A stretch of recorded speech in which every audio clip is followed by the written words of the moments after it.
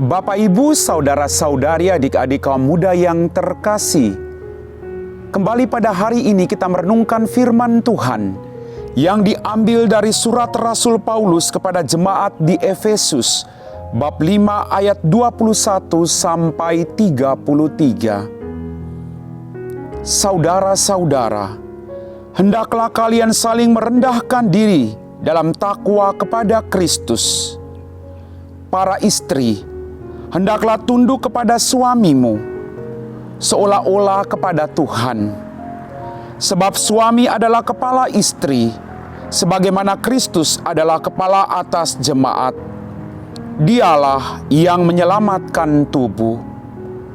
Karena itu sebagaimana jemaat tunduk kepada Kristus, begitu pula lah istri hendaknya tunduk kepada suaminya dalam segala hal.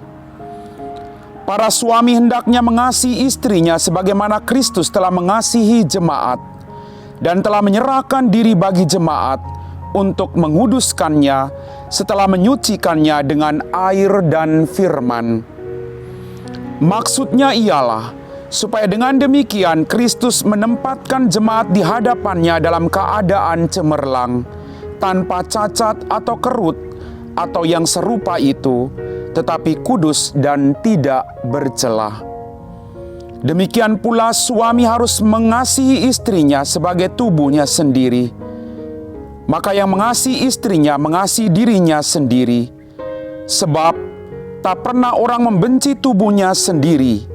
Sebaliknya, ia merawat dan mengasuhnya seperti Kristus terhadap jemaat. Karena kita adalah anggota tubuhnya. Karena itu pria akan meninggalkan ayah dan ibunya dan bersatu dengan istrinya, sehingga keduanya menjadi satu daging. Rahasia ini sungguh besar. Yang kumaksudkan ialah hubungan Kristus dengan jemaat. Bagaimanapun juga bagi kalian masing-masing berlaku. Kasihilah istrimu seperti dirimu sendiri, dan istri hendaklah menghormati suaminya. Demikianlah sabda Tuhan. Bapak, Ibu, saudara-saudari, adik-adik kaum muda yang terkasih, apa kabar hari ini? Berkat Tuhan melimpah dalam kehidupan Anda semua.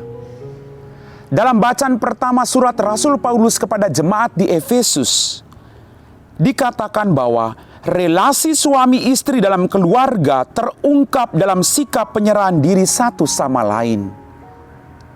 Relasi kalian itu diikat dan disatukan oleh Allah sendiri.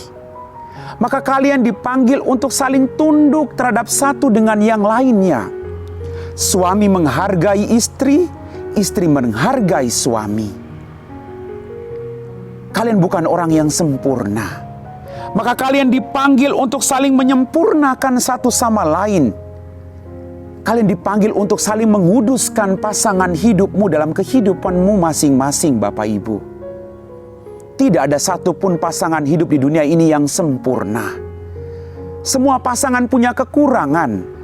Tapi justru dalam kekurangan pasangan hidupmu, engkau bisa menjadikan pasangan hidupmu menjadi orang yang sempurna dalam kehidupannya. Maka jelas apa yang dikatakan oleh Rasul Paulus tadi. Demikian pula suami harus mengasihi istrinya seperti tubuhnya sendiri. Kalian dipanggil untuk mengasihi pasangan hidupmu seperti kalian mengasihi dirimu sendiri. Tidak ada orang yang mau menyakiti dirinya sendiri. Maka dalam kehidupan berkeluarga sebagai suami istri, Anda dipanggil untuk memahami satu sama lain, menghargai satu sama lain, mendukung satu sama lain, agar bahtera keluargamu dapat bertahan dan sampai pada tujuan itu sendiri. Bapak, Ibu, saudara-saudari, adik-adik kaum muda yang terkasih dalam Tuhan kita Yesus Kristus. Tuhan mengajak kita semua untuk berlaku setia, sebagaimana Tuhan sendiri setia kepada kita dalam kehidupan kita.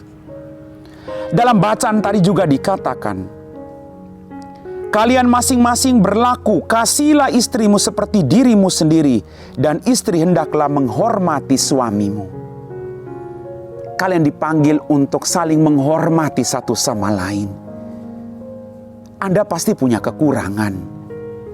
Pasanganmu juga punya kekurangan. Tapi sekali lagi Bapak Ibu, Anda dipanggil bukan untuk melihat kelemahan pasangan hidupmu, tapi Anda dipanggil untuk membantu pasangan hidupmu agar dia menjadi pribadi-pribadi yang sempurna di hadapanmu dan di hadapan Tuhan. Bapak, Ibu, saudara-saudari, adik-adik kaum muda yang terkasih, sekali lagi, perkawinan itu suci. Allah telah menyatukan Anda, dan Allah menghendaki agar Anda saling menyatukan diri, melengkapi satu sama lain, mendukung satu sama lain, memahami satu sama lain dalam kehidupan bahtera keluarga Anda masing-masing. Kalau hal itu terjadi, percayalah, apapun situasi Anda akan jauh lebih tenang. Bapak, Ibu, saudara-saudari, adik-adik kaum muda yang terkasih, perkawinan adalah rahmat dari Tuhan. Saya sangat tersentuh dengan sebuah tulisan yang ditulis oleh Pater Joseph Patimujaj, MSF. Dia menuliskan demikian, Bapak Ibu. Jangan anggap sepele air mata pasangan hidupmu. Ketika ia menangis di hadapanmu, itu berarti beban, penderitaan yang ia rasakan sudah tidak bisa ditahan lagi. Sakit yang ia alami sudah tak bisa dipikul lagi, atau rindu yang terpendam tak terobati lagi. Baginya, tidak perlu lagi menangis diam-diam di kamar atau saat sendirian, agar kamu tahu bahwa ia memang rapuh, kecewa, atau tidak kuat. Bisa jadi ia menunjukkan bahwa air matanya berharga, atau ia sedang berharap kamu peka dan paham terhadap hidupnya. Semakin banyak air mata yang menetes, semakin besar harga yang terbuang. Dan ingat, ada harga yang harus kamu bayar dari air mata pasangan hidupmu masing-masing. Kamu mungkin akan hidup dalam kebohongan, sebab bisa saja ia tetap berlaku manis di hadapanmu, tapi diam-diam sedang menunggu saat agar kamu merasakan hal yang sama. Kadang, pembalasan setimpal adalah siksaan yang paling kejam bagi orang yang hanya ingin dipahami, tetapi tidak memahami pasangannya. Memang sejatinya sabar dan setia tidak ada batasnya. Mengampuni kesalahan dan menerima pasangan apa adanya adalah tindakan ilahi. Tapi pasangan juga manusia. Hatinya tidak terbuat dari batu. Ia juga berhak bahagia, dan kebahagiaan itu tidak hanya diusahakan oleh satu pihak saja. Maka hargailah pasanganmu, peka dan pahamilah perasaannya. Yakinlah bahwa ia adalah pribadi yang terbaik yang Tuhan kirimkan kepadamu. Jangan biarkan air mata pasanganmu terus menetes dari hatinya yang tulus. Ketika kamu peka dan menghargainya, satu kekuranganmu tidak akan menodai banyak kebaikanmu. Sebab ia paham bahwa kamu juga manusia yang tidak sempurna seperti dirinya. Amin. Bapak, Ibu, saudara-saudari, adik-adik kaum muda yang terkasih, setelah kita meresapi firman Tuhan, mari kita siapkan hati kita untuk berdoa. Dalam nama Bapa dan Putra dan Roh Kudus, amin.